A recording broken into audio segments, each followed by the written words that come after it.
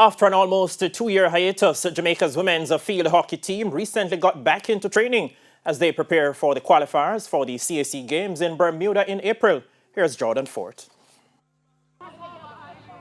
Though limited sporting activity has returned to the island since the start of the COVID-19 pandemic, the sport of hockey has been one of the worst affected.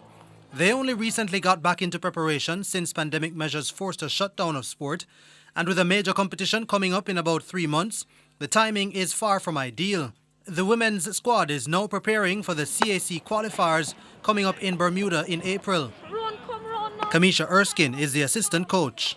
Well, we're trying to do a lot, to be quite honest. Trying to compact several sessions, like a year session, within 3 months to get them ready and be in a competitive zone where they will be able to compete well.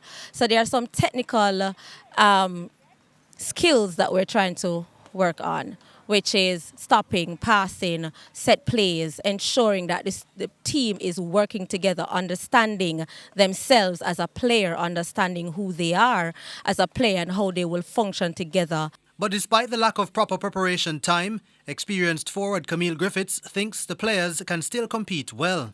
So we have a pretty good mixture of players, and the junior girls that we have coming into this team, I think that they will definitely rise to the occasion. They've been training hard just before the pandemic started. These girls were going up into a wonderful momentum. So I know that they will definitely, continue to improve, and they will definitely make the country proud.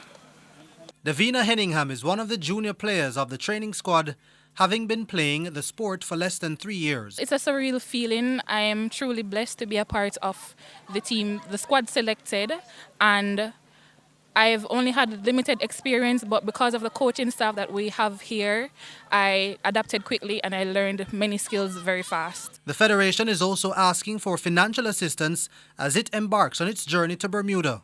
Definitely, definitely. At this point in time, we would love to make a plea to call on corporate Jamaica, call on partners, call on past hockey players, call on past hockey stakeholders, just to be able to assist us in pooling resources so we can comfortably field the teams in Bermuda and furthermore.